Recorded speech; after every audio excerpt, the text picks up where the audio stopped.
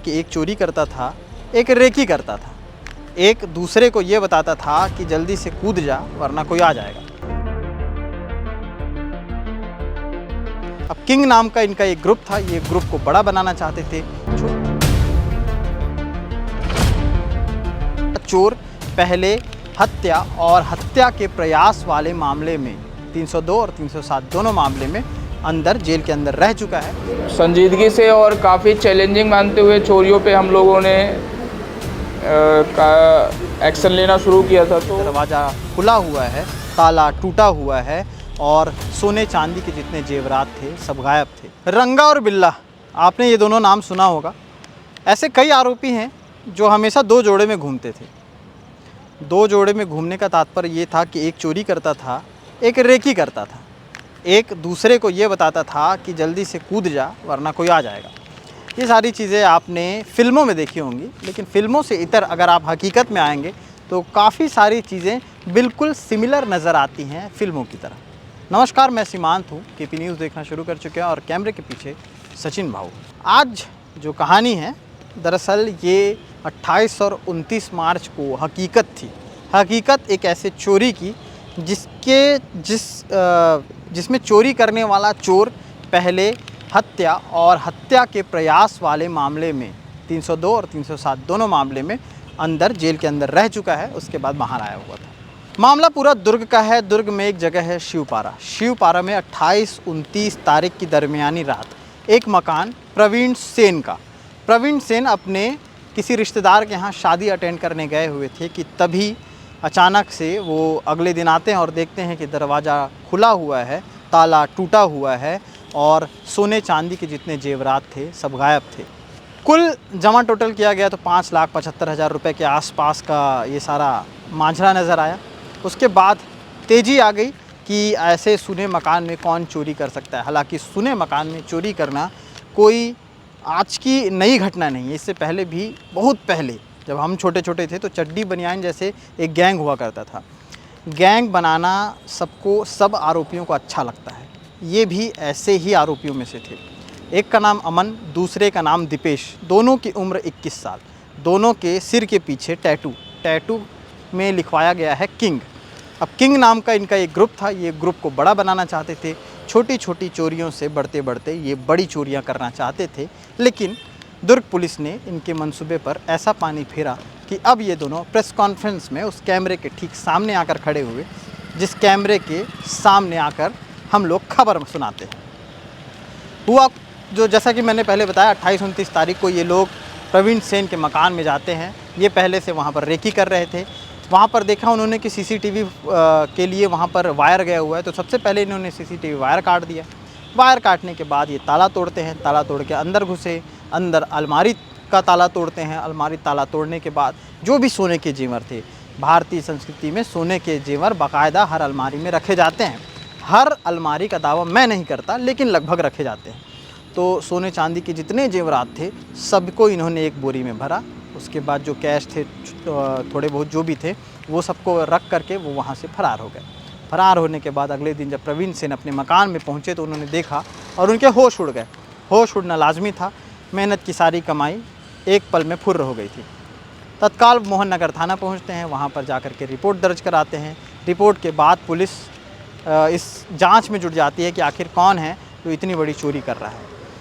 धीरे धीरे वहाँ पर जो खबरी होते हैं, खबरी इन द सेंस जैसे मुखबिर होते हैं, तो पुलिस के मुखबिरों को ये सूचना दी गई कि आप लोग पता करें कि आखिर कौन है ये लोग। जब लोगों के बारे में जानकारी हुई तो धीरे धीरे कानून के हाथ उनके गिरेबान तक पहुंच गए जिन्होंने ये चोरी को अंजाम दिया था, यानी कि अमन इससे पहले भी हत्या और हत्या का प्रयास करने वाले मामले में अंदर जा चुका है।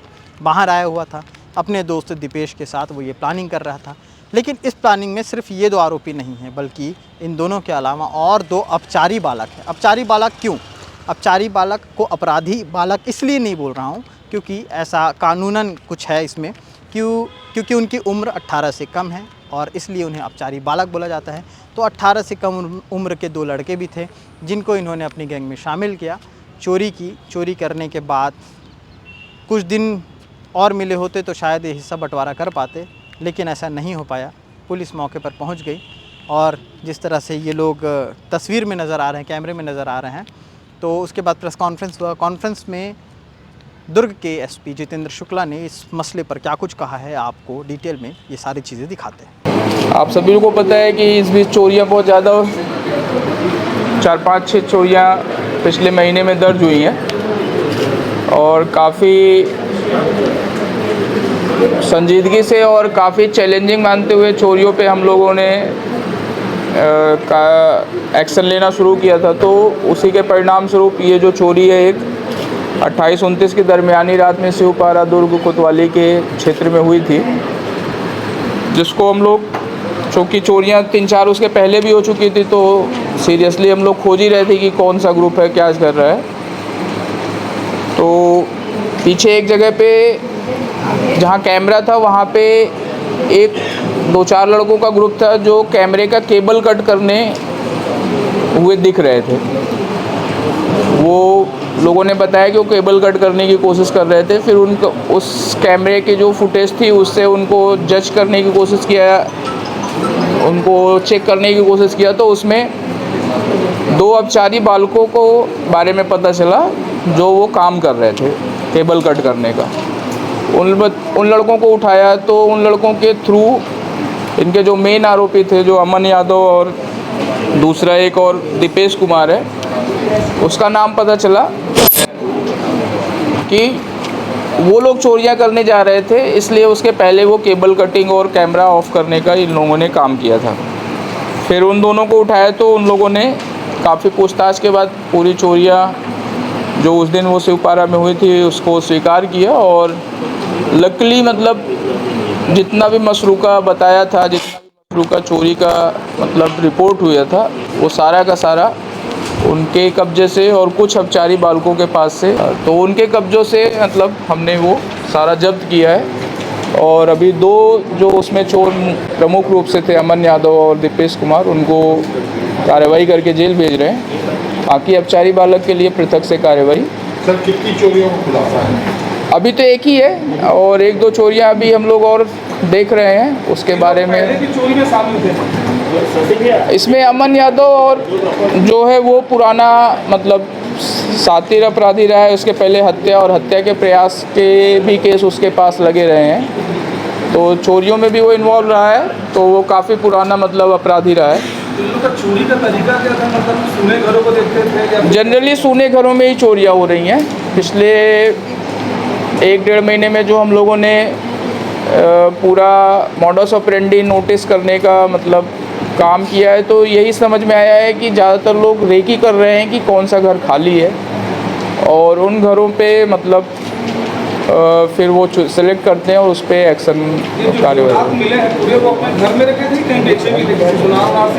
नहीं, यही है, अच्छा है कि ये बेच नहीं पाए थे, आपस में बंटवारा ये अमन ने अपने घर में गाड़ के रखा था। हाँ, और बाकी अपचारी बालकों के घर में कुछ सामान मिला है, वो वैसा बांट गया कि मतलब तुम बेच लेना, तुम्हारा अपना हिस्सा हो गया, उस टाइप का था। हर शातिर आरोपी का एक ना एक दिन खात्मा ज़रूर होता है। हालांकि इस मामले में खात्मा तो नहीं होगा, इस मामले में जोर समझाइश दी जाएगी, थाने और जेल भेजा जाएगा। भेजने के बाद तमाम सारी प्रक्रियाएं होती हैं, उस प्रक्रिया से होकर के हो सकता है कि वो सुधर जाए, हो सकता है कि और बिगड़ जाए। क्या होगा क्या नहीं होगा, लगातार खबरों में आपको अपडेट देते रहते हैं, वैसे नई नई खबरें भी दिखाते रहेंगे। कैमरे के पीछे सचिन भाऊ थे, मैं सीमांत, शुक्रिया।